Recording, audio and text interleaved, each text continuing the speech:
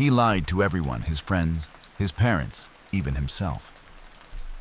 For a full year, they believed he graduated from college. They threw him a party. They framed his diploma.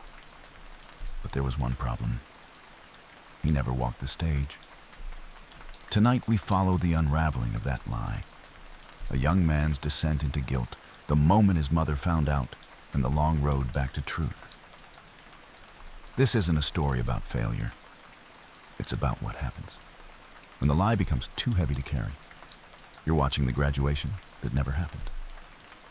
I used to think that lies were harmless. No one ever found out. That belief, that morning the light poured into my room in streaks through the blinds.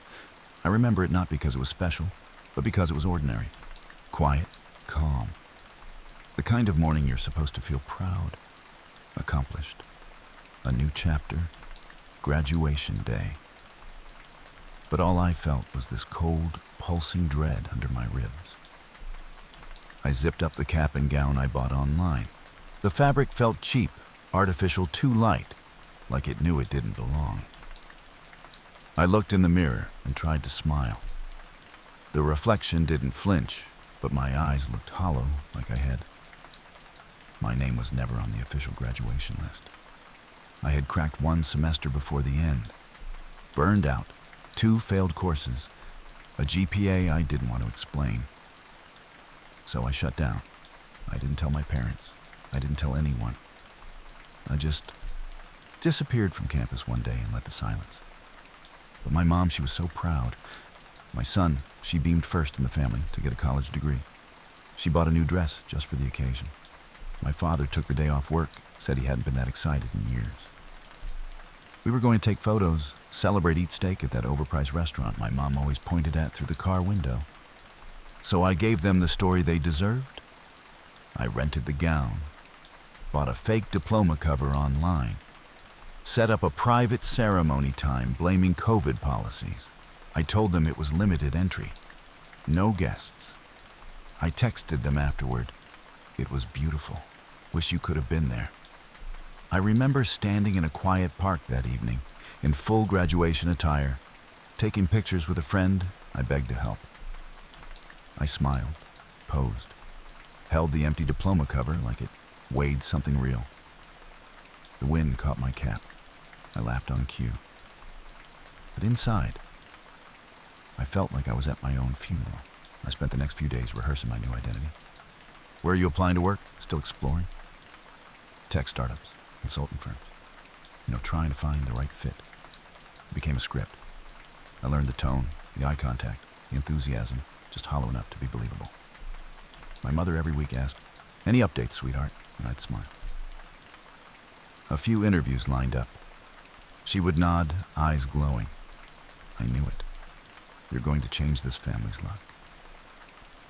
Her voice made my chest cave in. The more she believed in me, the more I disappeared. Then came the graduation party. It was a backyard gathering, nothing fancy. Paper banners, plastic chairs, Costco cake with congratulations and red icing. Relatives I hadn't seen in years were suddenly hugging me, shaking my hand like I was the Messiah. My uncle gave me an envelope and a wink. "We're all so proud of you. Big shoes to fill." My cousin, who dropped out sophomore year, asked what it felt like to walk that stage. I lied. I described the sounds, the lights, the dean's voice mispronouncing my name.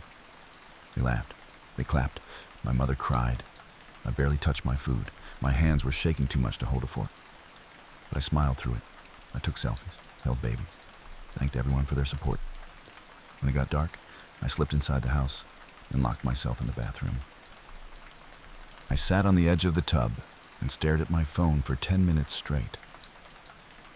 I remember thinking, this is it. This is how people go insane.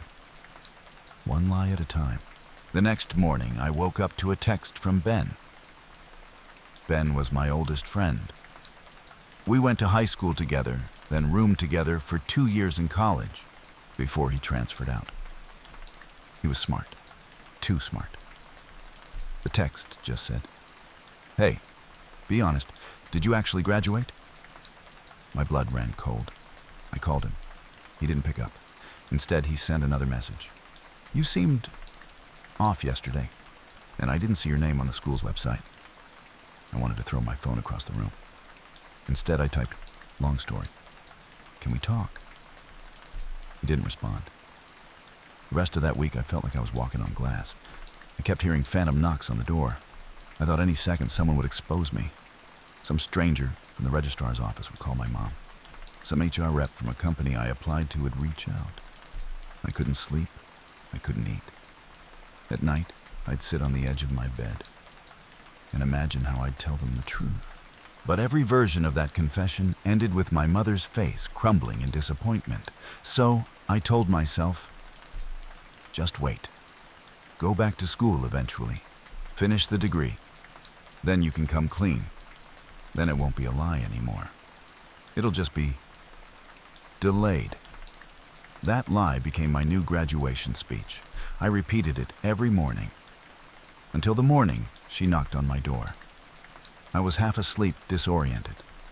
I opened it, and there she stood in her robe, holding a picture frame in one hand and a coffee cup in the other. I was thinking she said softly, we should hang your diploma in the living room. Maybe right above Dad's old record shelf. My throat went dry. I forced a smile. Actually, I think I misplaced the cover. It's somewhere in a box, I'll find it. She tilted her head just a little. Misplaced it. On graduation night, I nodded. She didn't press. She just said, well, whenever you find it, I'd love to see it framed. It would mean a lot to me. Then she walked away, and I stood there, feeling like a cardboard cutout of a sun. I do not remember much of the cake, or what song was playing, or what jokes were told. What I remember vividly is the weight of pretending. It was a week after the ceremony that never happened. My mother insisted on throwing a small family gathering. Just our people, she said. Nothing crazy, just love. I wanted to say no. I wanted to tell her I felt sick, that I had the flu, that I got a sudden job interview in another city. But I had run out of lies that sounded reasonable. So I showed up. I wore a white button-down shirt slightly wrinkled at the cuffs, black pants that fit a little too tight. The smile I brought was flawless. People kept arriving. Cousins, great aunts, neighbors I hadn't seen since I was 12. They came with gifts, with cards, with speeches that started with, back when I was your age. Every compliment felt like a dagger sharpened with guilt. My father grilled ribs on the patio. He rarely smiled, but that day he did. Not a big one, just enough for me to notice. He looked like a man who thought he'd done right by the world, that he could finally relax, that his son had made it. God, I could barely look at him. Ben showed up late. I had not seen him since his text. He said nothing about it, just gave me a one-armed hug and handed me a bag from a bookstore. Inside was a leather-bound journal and a card that read, for the next chapter, whatever it looks like. He was the only one who didn't say congratulations, and somehow that meant more than all the others combined. I asked him later that evening why he came. He looked at me for a long moment, then said, because if I were you, I'd want one person there who saw through it. Then he walked away. When the cake came out, everyone gathered in a half circle around me. It was one of those tall, store-bought cakes with too much frosting and way too much cheer. Red and white icing, golden plastic letters. Congrats, grad. My mother clapped the loudest. My uncle gave me a little nudge, holding out a knife. Speech, college man, speech. There was nowhere to run, so I stood behind the cake, cleared my throat, and told the greatest lie of my life. Thank you all for being here, I began. Honestly, I wouldn't be standing here without all of you. That was true, but not in the way they thought. My family sacrificed so much for me to have this chance, and I didn't want to waste it. Every late night, every time I thought I would fail, I thought of you. My mother dabbed her eyes with a napkin. I went on, about lectures that never happened, professors I had never met, a research paper I never wrote. I even made up a class I aced called Global Economic Development, because it sounded impressive and forgettable at the same time. The crowd laughed, clapped. Someone shouted, "We knew you'd do it," and I stood there, holding a knife meant for celebration, knowing I was cutting through something much deeper than cake. Later that night, after the guests had gone and the house smelled like wax and old laughter, I sat on the floor of my childhood bedroom with the lights off. I pulled out Ben's journal. The leather was soft, worn. I ran my fingers over the embossed cover. Then I opened to the first page and wrote, "This is the story of how I became someone. I cannot look in the mirror." Then I closed it. That weekend, I avoided everyone. I told my mom I needed time to job search. She smiled proud. "That's my boy." But behind that smile, I started noticing things I hadn't before. Little pauses, slight hesitations. Moments when she asked something twice, as if you were trying to catch a crack in the story. "Did you say your ceremony was on Friday or Saturday? Wait. What was your professor's name again?" It was subtle, but I could feel it. Like the air had shifted, and then it happened. Monday morning, I came downstairs for coffee. My mom was in the dining room rearranging photo frames for her pride wall. The wall of graduations, weddings, baby pictures, life milestones. She held the empty diploma frame I had given her. She turned to me and said softly, "Sweetheart, can we go pick up your diploma from campus this week?" I froze. She smiled casual. Too casual. It would be nice to have the real one in here, you know? Something solid. Something we can show your future kids someday. My mouth went dry. I mumbled something I don't even remember what. Maybe something about administrative delays. She nodded.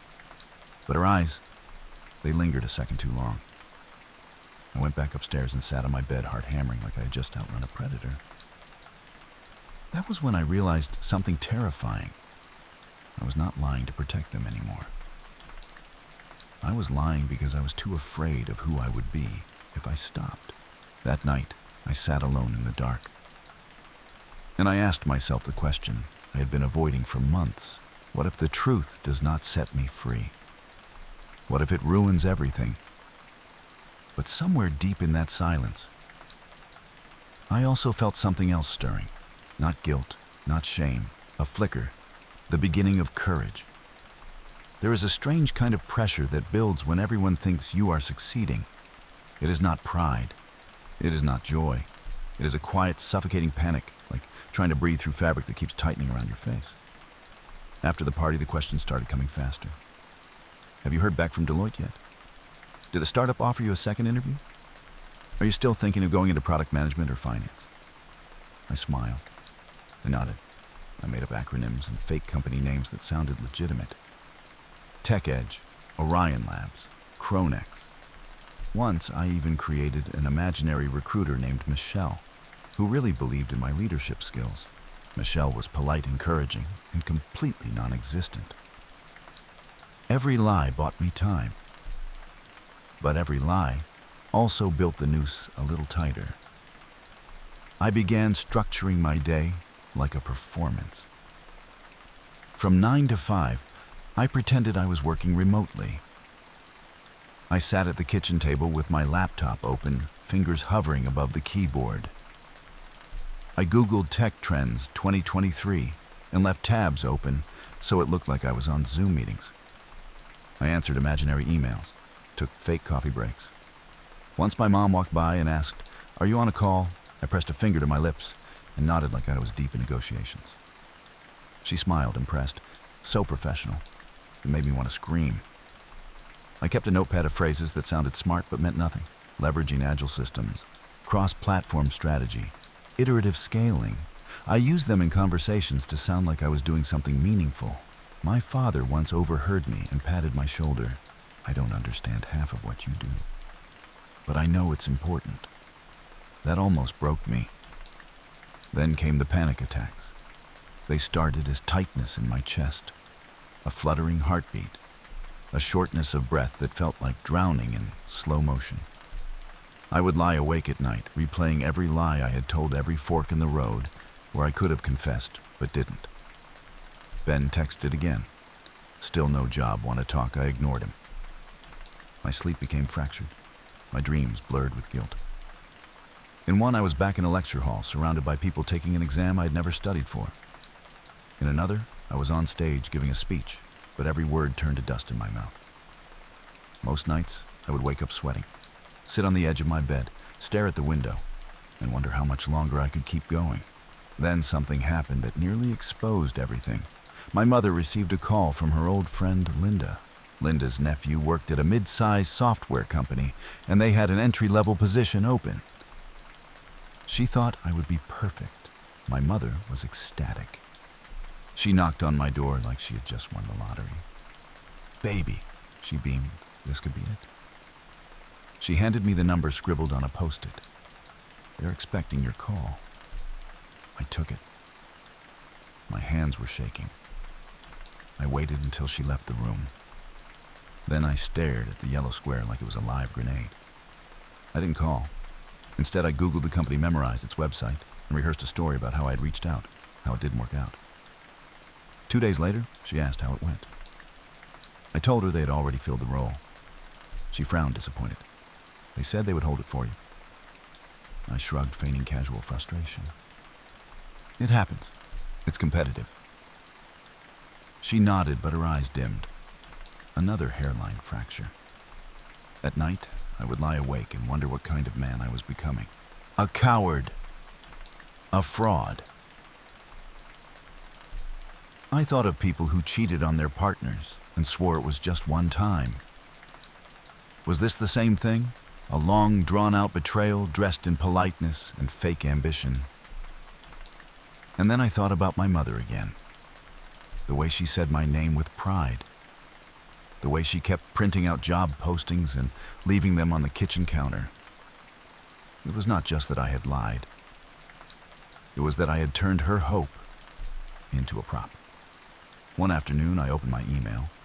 I stared at my inbox full of junk and spam and 0 real job applications. Then I opened a blank Word doc and tried to write a resume, and I couldn't, because I did not know what to put under education. Do I lie again? Do I list the degree I never earned? Do I write in progress, like I'm applying to be a better version of myself? I closed the laptop, walked outside barefoot, and sat on the curb in front of our house staring at nothing. A car drove by. The mail truck pulled in. A neighbor's kid rode past on a bike. And I realized I was no one. Not a student, not an employee, not a graduate. I was a ghost of someone I had promised to become. That night, I found Ben's number in my phone. I hovered over the call button. Then I typed instead. "I need to talk, but not yet. I'm not ready." He replied almost instantly. "Take your time. I'm not going anywhere."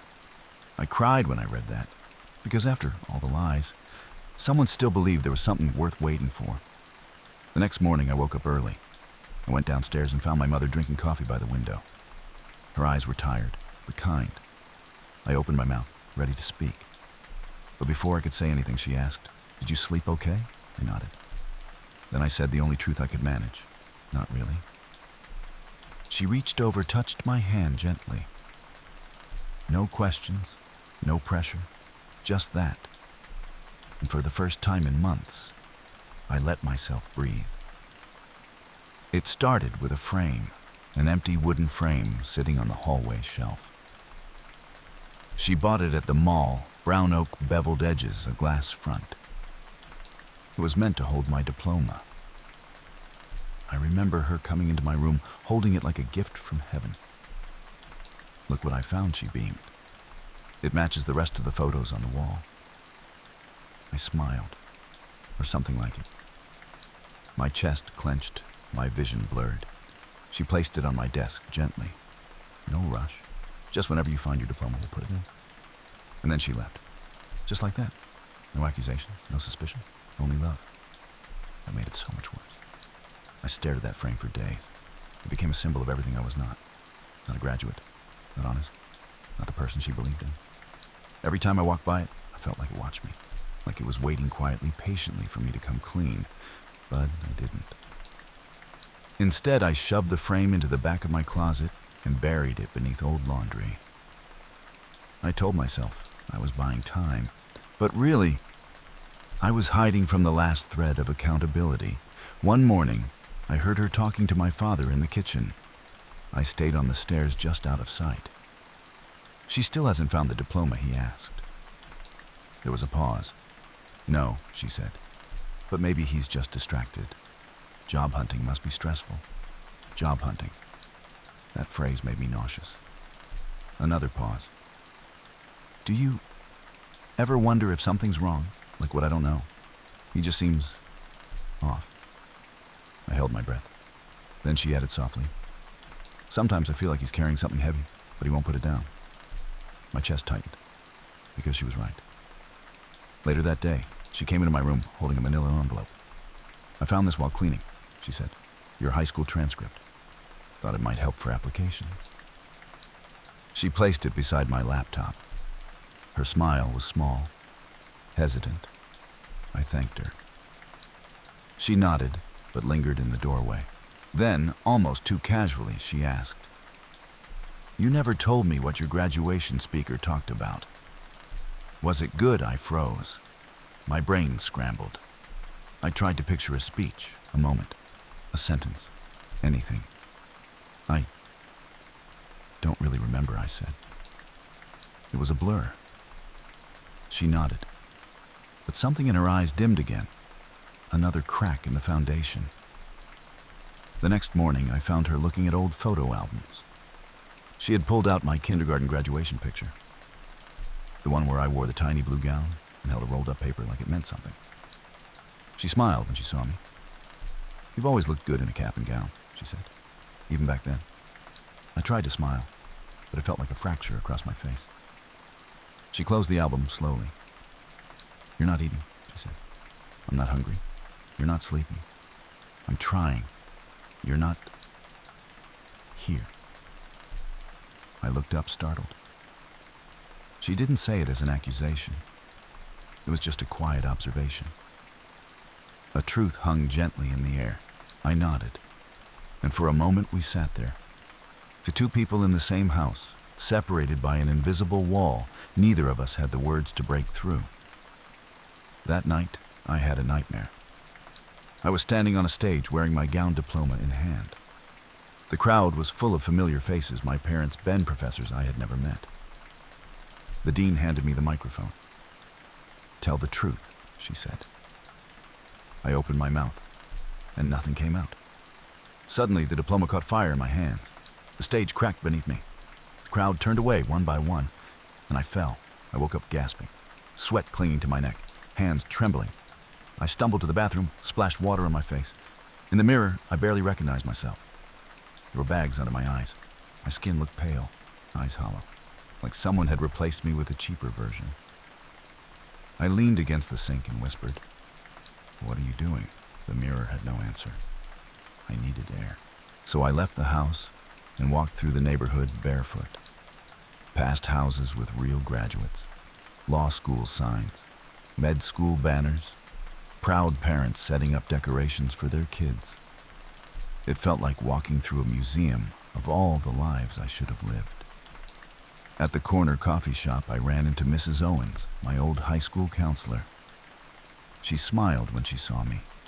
"Congratulations, sweetheart. Your mom told me the big news." I smiled weakly. "Oh, thank you." She leaned in conspiratorially. "She said you might be the first one in the family to go to grad school." "Grad school?" My stomach turned. I nodded, too ashamed to speak. She hugged me. "I always knew you'd go far." As she walked away, I felt something collapse inside me.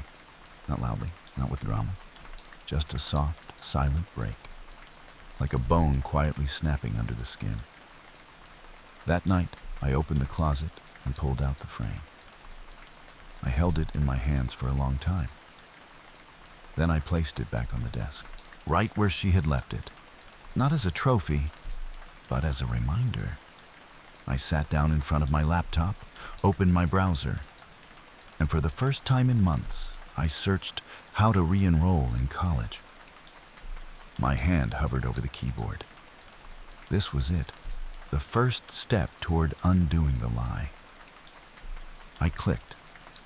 That simple act, one mouse click, felt bigger than the fake ceremony, the party, the speeches. It was the first real thing I had done in a long time. And even though the guilt was still there, for the first time, I felt something else too. A fragile sense of direction. It happened on a Tuesday. I remember because the sky was an angry gray that morning, thick clouds hanging so low they looked like they might scrape the roof. The kind of weather that makes everything feel heavier than it already is. I was sitting at the kitchen table pretending to update a resume I had yet to finish. The smell of my mom's jasmine tea drifted in from the living room. She was humming a song I didn't recognize. Something old, something soft. Then I heard the silence break, a short, startled gasp, sharp enough to pierce through the hum of the fridge and the rain tapping the windows. I looked up. She was standing in the hallway holding something in her hands. It was a thin white envelope. My heart dropped. She walked in slowly, her eyes locked on the paper like it might vanish if she blinked. "I found this," she said. Her voice was calm. Too calm. I glanced at the envelope. It was from the university, unopened. The postmark was months old. It must have fallen behind the shelf during the fake graduation frenzy, something I meant to hide, then forgot. "I was cleaning the bookshelf," she said. It was wedged behind that stack of cookbooks. I said nothing. She held it out toward me. I didn't move to take it. Then she opened it. Her hands trembled slightly as she unfolded the letter.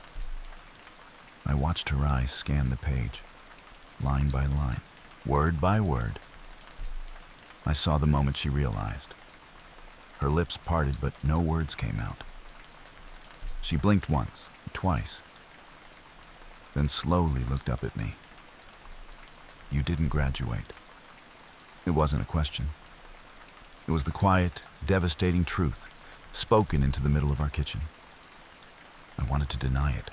I wanted to run. I wanted to disappear through the floor. But instead, I nodded. My voice cracked. "No, I didn't." The silence that followed was louder than any scream. She sat down slowly, the letter still in her hand. I sat too across from her, feeling like a child again, like I was 5 years old and had just broken something irreplaceable. "I don't understand," she whispered. "Why didn't you tell us?" I opened my mouth and closed it again. Because how do you explain that you weren't trying to hurt them, that you just couldn't stand the thought of being the failure everyone whispered about? I thought I would fix it before you found out. She looked up sharply. "So you lied for months." Tears welled up in her eyes. Not the kind that come fast and angry, the slow kind, the kind that hurt more. "You made us celebrate a lie." "I didn't know what else to do," I said. I was ashamed. She shook her head. "You let me stand there and tell everyone how proud I was. You let your father give a speech. You let us believe in something that wasn't real." "I was going to finish," I said, desperate now. "I am finishing. I re-enrolled last week." Her eyes narrowed. "Now after all this?" I nodded, swallowing hard. She leaned back in the chair, the letter falling onto the table between us, like a verdict. For a long time, neither of us spoke. I watched her hands. She kept wringing them, twisting her wedding ring, tugging at the edge of her sleeve. Then softly she said, "Do you know what hurts the most?" I didn't answer. "It's not the lie. It's that you didn't trust me with the truth." That broke something in me. Because she was right. I stood up, pacing the room like an animal in a cage. "I didn't trust anyone," I said. Not because I thought you'd hate me, but because I already hated myself. She looked up at me then. Really looked. "You don't have to carry that alone." And that's when I broke. Not dramatically. No sobbing or gasping or collapsing. Just quiet tears sliding down my face as I stood in the kitchen where she taught me how to make scrambled eggs when I was 8 and told the biggest lie of my life. She stood too. She came over slowly, and for a second, I thought she might slap me. But instead, she hugged me. Her arms wrapped around me like they had when I was a child, and fell off my bike. And in that moment, I realized something terrifying. I had built an entire house of cards. But she still saw me as her son. That night, the silence in the house changed. It wasn't the cold, suspicious silence I feared.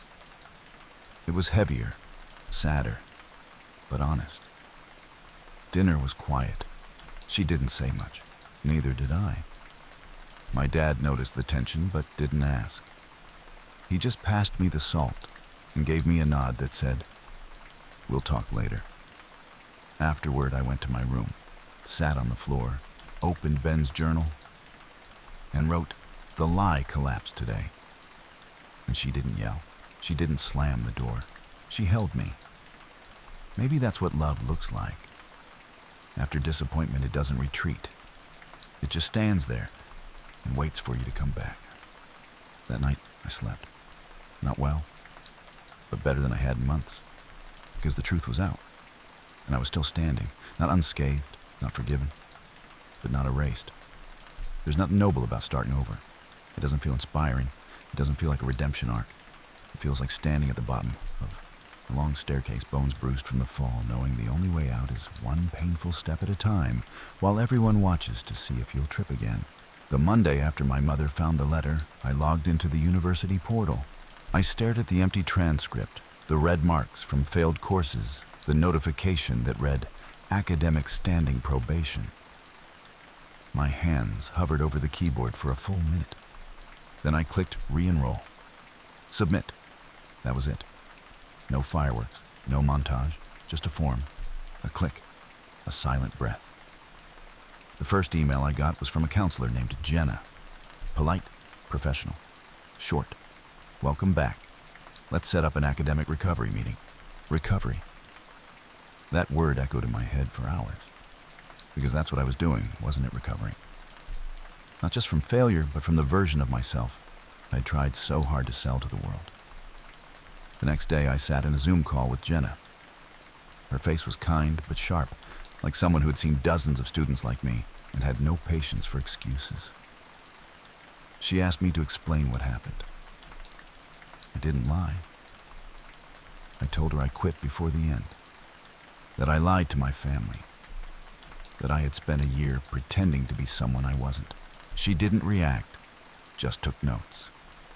Then she looked up and said, "You have two options: finish the remaining credits, or walk away and keep living in the shadow of almost." That hit harder than I expected. She wasn't cruel, she was clear, and I needed that. I chose the first option. Classes started 3 weeks later, online, only for now. I didn't have the stomach to walk across that campus yet, not after what I did. The first day I logged into a marketing seminar. My name popped up in the chat box. No one knew me, and still I felt exposed. I kept my camera off, answered only when called on. My voice was shaky the first time I unmuted, but I got through it. One class, one discussion post, one reading assignment. It wasn't heroic. It was quiet, boring, ordinary. And somehow, that made it feel real. Ben called that night. "You really went back?" he asked. "Yeah," I said. "It's weird." He laughed. Weird is good. Weird means you're not stuck anymore. I didn't say it, but hearing him say that after months of silence, after knowing the whole truth, made me feel like I had been given permission to breathe again. My mother didn't talk much those first few weeks. She made breakfast, folded laundry, watched TV. But our conversations were surface level, safe. Then one evening she knocked on my door and asked how were classes I froze. I could have kept it vague, said fine and moved on. But instead I opened my laptop and showed her the dashboard. "This is my marketing syllabus," I said. "And this is the ethics course I have to retake." She sat beside me, looked at the screen, didn't say a word. But she placed her hand on mine, and that was enough. Later that night, I found the diploma frame she had once given me. I took a sticky note and wrote, "Coming soon." I slid it behind the glass and put the frame back on the shelf. Not as a joke, as a promise. The hardest part of starting over isn't the work, it's the shame. Every time I logged into class, I thought of the version of myself I had tried to present: the son with the answers, the student with the plan, the golden child with a spotless track record. He was gone now, and all that was left was me, flawed, tired, honest, for the first time in years. One day, while reviewing a case study, I got a call from my father. He rarely called. We usually communicated through grunts, head nods, and passed the salt. "Your mom told me what happened," he said. I waited. I was angry. Still am. I closed my eyes, braced for impact. "But I'm also proud of you," he added. "Takes guts to come back after screwing up." That almost made me cry. "I'm trying," I whispered. "That's all I ever wanted from you." That night, I wrote in Ben's journal again. Day 18 of being real. No applause, no spotlight. Just me, the truth, and the smallest pieces of something that feels like hope. I started tutoring online to make a little money. Not glamorous, not steady, but real. Every kid I helped reminded me why I went to school in the first place. Not to impress, not to win, but to grow. I no longer cared about fake prestige. I cared about finishing, about facing the ugly parts of myself, about making things right. And slowly, so slowly, I began to feel something return. Not pride, not yet, but something close. A quiet sense that maybe, just maybe, I was worth saving after all. It began with an invitation. My cousin Tina was getting married. Small church ceremony, family only. She'd picked me to help run the slideshow. Said I was the tech genius of the family. When I first read the message, I felt like someone had slapped me with kindness. Not because of the task, but because she had no idea what I had done. Tina was there at the graduation party. She gave me a journal and said, "Can't wait to see where you go next." That journal was now filled with truths she hadn't heard. So when I walked into that church slideshow file in my pocket, I wasn't just showing up for her wedding. I was walking straight into a room full of people I had lied to. The room buzzed with soft music and floral scent. Relatives milled around, same faces, same hugs, same casual jokes. I got a few. "So working at Google yet? When's the MBA starting, our little genius?" I laughed politely. Dodged, shifted, evaded. But something had changed. I didn't answer with new lies. I answered with pauses, shrugs, and once with the hardest words in the world. Actually, I didn't graduate. That was to my cousin Mark. He blinked. "Wait." But I nodded. I messed up. Dropped out a semester before the end. Lied about it. I'm fixing it now. His face shifted confusion, then something like discomfort, then a small exhale. "Damn. That's... wow. I know." Then he surprised me. "That takes guts, man." He didn't say more, but he patted my shoulder. And somehow that small gesture loosened something knotted deep inside me. After the ceremony, I stood near the drink table, alone, watching people dance, watching smiles flash like they used to for me. Then Aunt Sheila approached the one who cried at my graduation party and called me our family's miracle. She hugged me tight. I didn't say it. I couldn't. But she pulled back and looked at me. "You okay, sweetheart? You seem different. I'm just being honest now." She nodded slowly, like she understood more than I said. "That's harder than pretending, huh?" I didn't answer. She didn't need me to. That night, I came home to find my mother sitting on the porch sipping chamomile tea. She looked up at me. "How was it hard?" I said. She nodded. "Did you tell anyone?" Did it help? I thought about it. "A little." She smiled gently. "A little is good." We sat there in silence for a while. Fireflies blinked lazily in the yard. Somewhere in the distance, a neighbor's wind chime whispered. Then she said, "You know, I used to brag about you to everyone. Grocery clerks, my co-workers, anyone who'd listen." I swallowed hard. "I don't anymore," she continued. Not because I'm not proud, but because now I want to protect your story, not decorate it. That nearly undid me. Later, I opened my laptop and checked my course progress. I had passed my first 2 classes. Barely, but passed. Jenna, my academic counselor, had emailed, "Good start. Keep going. You're capable of more than survival." Those words stuck, because that's what I'd been doing for so long, surviving. But maybe now, I could start becoming. One morning, a high school friend, Nate, texted, "Yo, saw your name on the university list. Thought you graduated already?" I hesitated, then replied, "Didn't. Lied. I'm fixing it."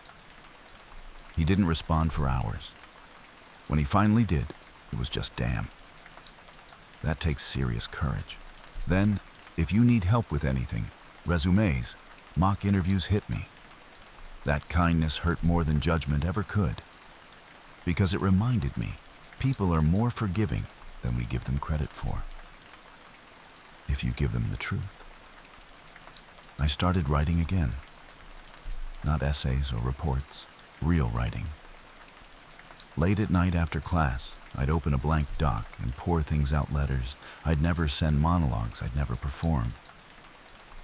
One night, I wrote a letter to my future self. I called it "To the Guy Who Finally Graduated." It started with, "You earned this, not because of a GPA or title, but because you stopped running." I printed it, taped it inside the diploma frame. Still empty, but not for long. Some days were still hard. There were moments when I stared at old photos and felt the shame rise like bile. Other times I woke up afraid, like someone might knock on the door and say, "You're still a fraud." But those moments were no longer in control. They were just ghosts, and I had stopped giving them keys to my house. One afternoon, my mom came into my room. She didn't say anything, just handed me a folder. Inside, a receipt for my next semester's tuition. Paid. "You're not alone in this," she said. Never were. I couldn't speak. I just held the folder to my chest and let that truth settle in, because maybe truth doesn't heal everything, but it starts something, a conversation, a repair, a path. And for the first time in a long time, I was walking forward. The day I really graduated didn't feel like a movie. There was no dramatic music, no wind in my hair, no golden sunlight breaking through the clouds like some divine sign. It was overcast, mild, quiet. I wore the same black gown as 100 other students. Fabric itched, my shoes pinched, and still I'd never felt prouder. Because this time, I had earned it. Not just the diploma, but the right to stand there. The right to say I made it through the fire and didn't lie my way out. When my name was called, I stood. There was a pause. Just one breath. The kind of breath that holds the weight of everything you lost and everything you gained, trying to become someone worth forgiving. Then I walked. Not with swagger, not with shame, just honesty. Step after step toward a piece of paper I didn't need to prove anything, but had to reclaim for myself. My mother sat in the 3rd row, same place she had sat at the fake party over a year ago. This time, she didn't cry until the end. She stood when my name echoed across the auditorium. She clapped, not louder than the rest, but longer. She didn't film it. She just watched, eyes full. And when I stepped off that stage and looked at her, she mouthed 2 words that undid me. "You did."